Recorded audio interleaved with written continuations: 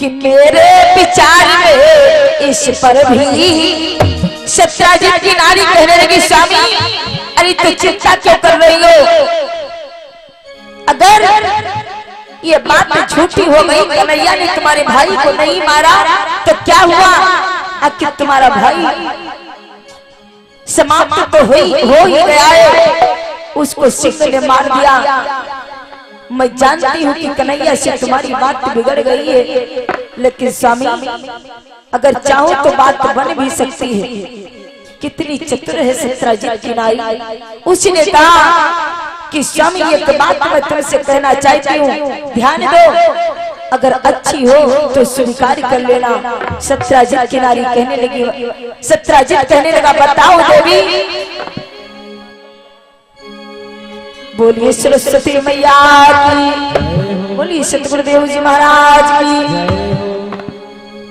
उसी समय सत्यजित की नारी कहने लगी सुनो स्वामी कि मेरे विचार में इस पर भी, कि मेरे विचार में इस पर भी चाहो मात की सहायक है।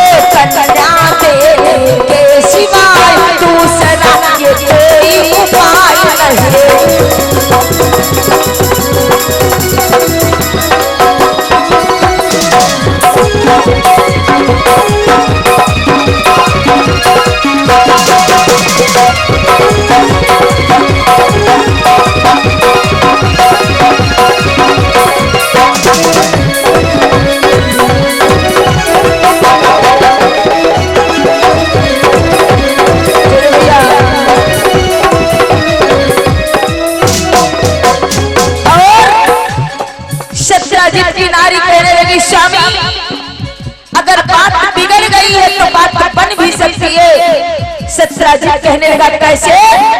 सत्यजित की नारी कहने लगी स्वामी हमारी जो एक पुत्री है सत्यभामा, मेरा विचार है कि बात बनाने के लिए दोनों तरफ से बातें सुलझ जाएंगी और बेटी का जीवन भी संवर जाएगा। मेरा विचार है कि अपनी पुत्री सत्यभामा का विवाह उस द्वारिकाधीश कन्हैया से कर दिया जाए, इसलिए मेरे बेटी का जीवन भी सुखी रहेगा और आपकी बात भी बनी रहेगी। स्वामी सुनो, इतना सलोक ही करने से जीवन का धब्बा धुलता है, जीवन का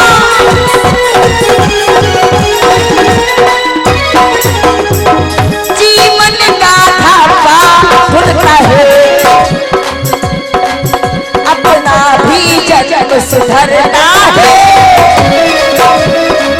अपना भी जन्म सुधरना है, उसका नसीब भी खुलता है।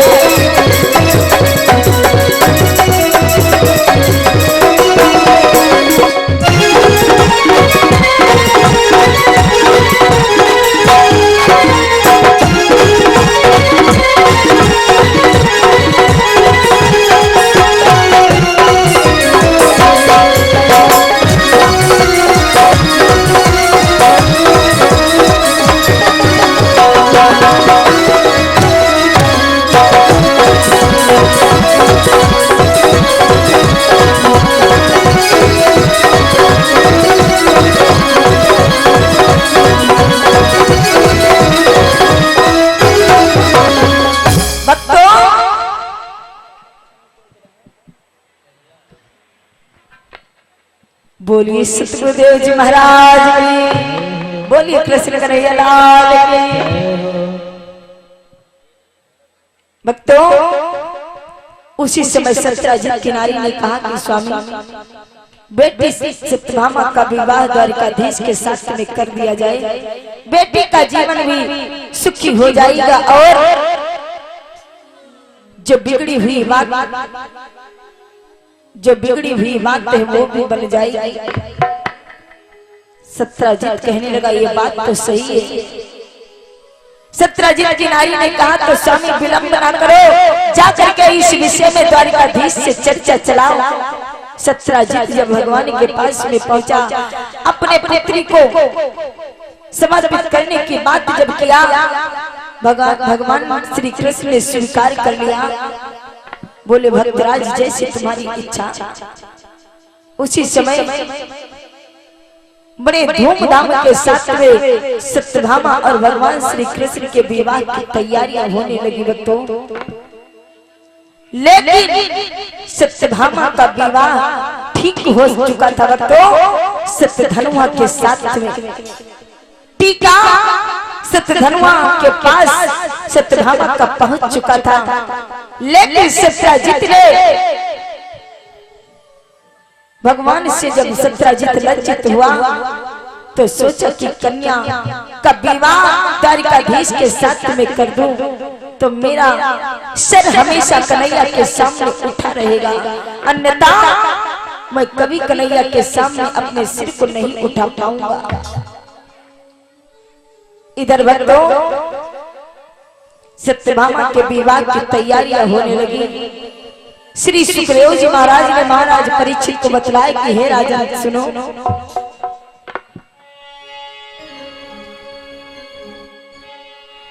कि आई थी प्रथम जामवंती। सुखदेव जी महाराज ने महाराज परीक्षित को बतलाया कि राजन ध्यान दो,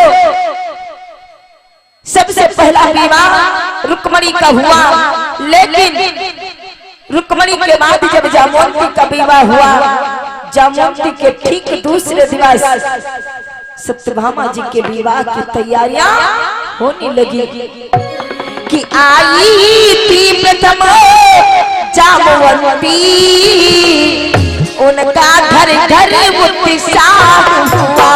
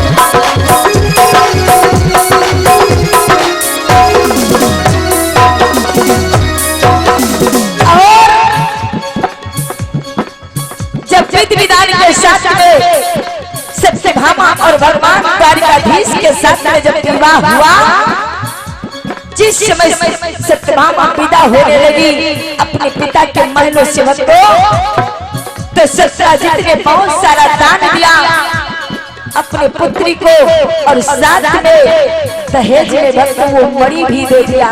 लेकिन भगवान कन्हैया भी बहुत चतुर थे, उन्होंने सोचा किसी मणि के कारण ही मुझे कलंक लगा हुआ था, आज ये मणि मेरे पास फिर जा रही है। भगवान कन्हैया ने सोचा ऐसी वस्तु को मैं अपने पास नहीं रखूंगा। उसी समय किसी बहाने से भगवान कन्हैया ने तुरंत उस मणि को सत्यजीत को वापस लौटा दिया। सत्यजीत ने तो इसमें वो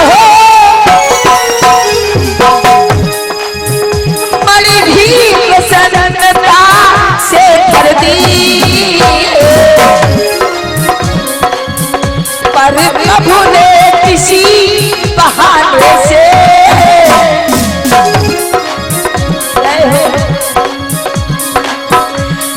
प्रभु ने किसी बहाने से उसी समय वापस कर दे।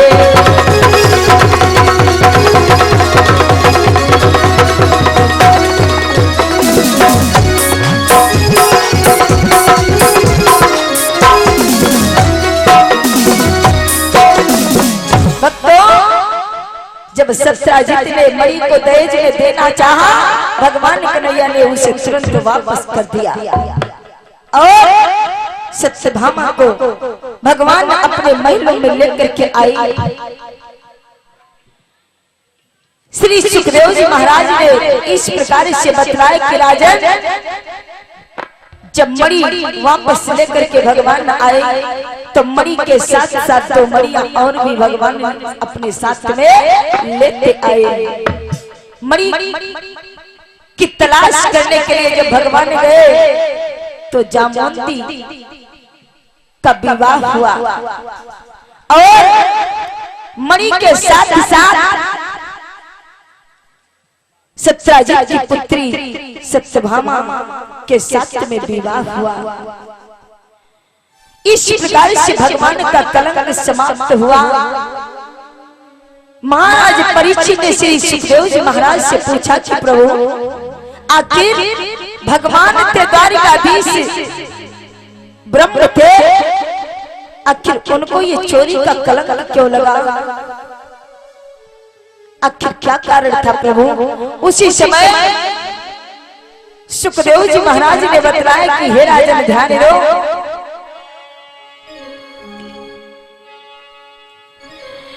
कि मुनिमरी बोले का लड़का है। जिस समय हमारी माताएं बहनें बस 1 मिनट और शांति धारण करें, फिर आरती और प्रसाद। बोलिए दुर्गा मैया की जय हो। सुखदेव जी महाराज ने बताया कि राजा, तुमने कारण की बात पूछी, आखिर भगवान को क्यों चोरी का कलंक लगा, इसका क्या कारण है? तो सुनो कि मुनिमरी बोले का रण क्या है, सब लीला धर की लीला है।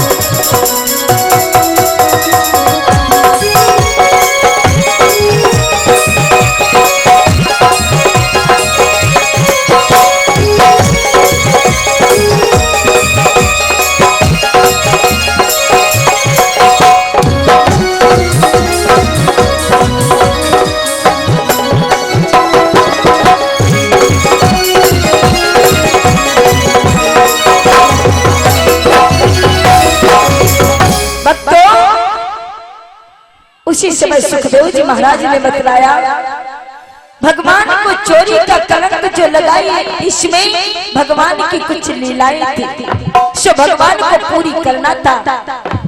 और दूसरे भादों की उजेरी पाक चौथ का जो चंद्रमा होता है, ये श्रापित है। अगर किसी प्राणी ने इसको अगर देख लिया भादों की उजेरी पाक चौथ के रात्रि में, तो उसे बिना किए का कलंक लग जाता है। भगवान ने इस उजेरी पाक चौथ के चंद्रमा को देखा था, इसलिए उनको ये कलंक लगा। जब परीक्षित ने ऐसा सुना, परीक्षित ने प्रश्न किया, प्रभु तो इसका कोई उपाय नहीं है कि जो कलंक न लगे? और अगर कलंक किसी को लग गया है, किसी ने यदि भूल से भादों के उजेरी पाक चौथ का यदि चंद्रमा देख लिया है, तो इससे छुटकारा कैसे मिलेगा? उसी समय श्री सुखदेव जी महाराज ने बतलाया कि सुनो राजन, कि कहते हैं जो भूले भटके, कहते हैं जो भूले भटके, देख ले ये उस मयंक कहे।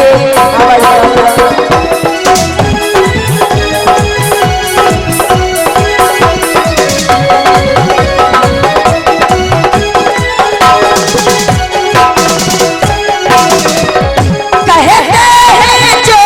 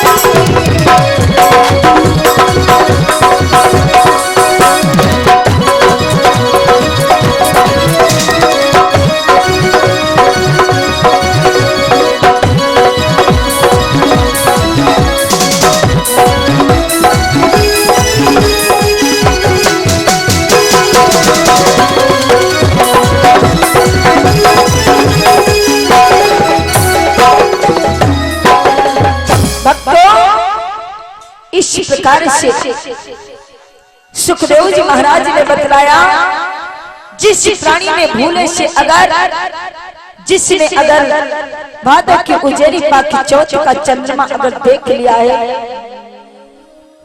और उसे कलंक लग जा चुका है, तो अगर वो इस श्यामल मणि की पावन कथा को श्रवण करेगा, उसका अपराध समाप्त हो जाएगा, वो इस पाप से वंचित हो जाएगा। परीक्षित ने कहा कि प्रभु, अगर ये श्यामल मणि की पावन कथा अगर यदि किसी प्राणी ने सुना हो, तो बाद में अगर किसी ने भादो के उजेरी पाकी चौथ का चंद्रमा देख लिया, तो इसका फल क्या होगा? सुखदेव जी महाराज ने बतलाया, उस प्राणी को फिर कलंक नहीं लगेगा। जिसने अपने इस मानव रूपी जीवन में कभी भी श्यामल मणि की कथा अगर सुन लिया है, तो भादो की उजेरी पाक चौथ का चंद्रमा देखने से वक्त दोष नहीं लगेगा। आइए एक बार उच्च घोष में जयकार लगाएंगे और कथा पूर्ण रूप से संपन्न हो गई है। और रात्रि की बेला, अंतिम बेला की पावन कथा आप सभी भक्तजन श्रवण करेंगे प्रेम के साथ में। और धान का लावा फूल का प्रबंध हमारे मामा श्री करेंगे। रात्रि के बेला में अंतिम बेला की पावन कथा जिस वक्त परीक्षित जी का उद्धार होगा, उस समय सभी देवता आकाश मार्ग से श्री सुखदेव जी महाराज पर पुष्पों की वर्षा करते हैं। यहाँ सभी भक्तजन देवता बनेंगे और श्री सुखदेव जी महाराज पर लावा पुष्प अर्पण करेंगे। आइए एक बार उच्च घोष में जयकारा लगाएं और तब तक के लिए आचार्य जी आरती को तैयार कर रहे हैं। बोलिए सच्चिदानंद भगवान की, बोलिए कृष्ण कन्हैया लाल की, बोलिए सच्चे दरबार की। आरती के लिए सभी लोग खड़े हो जाएं, क्योंकि समय बहुत हो चुका है।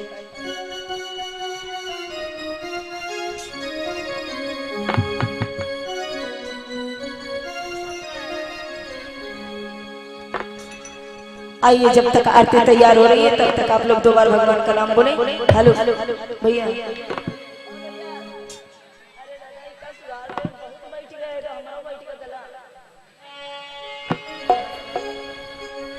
सभी लोग बोलेंगे दो बार भगवान का नाम।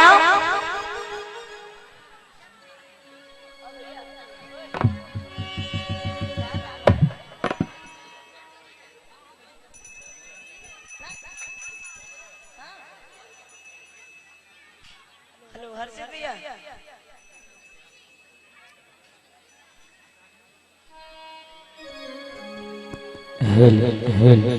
सभी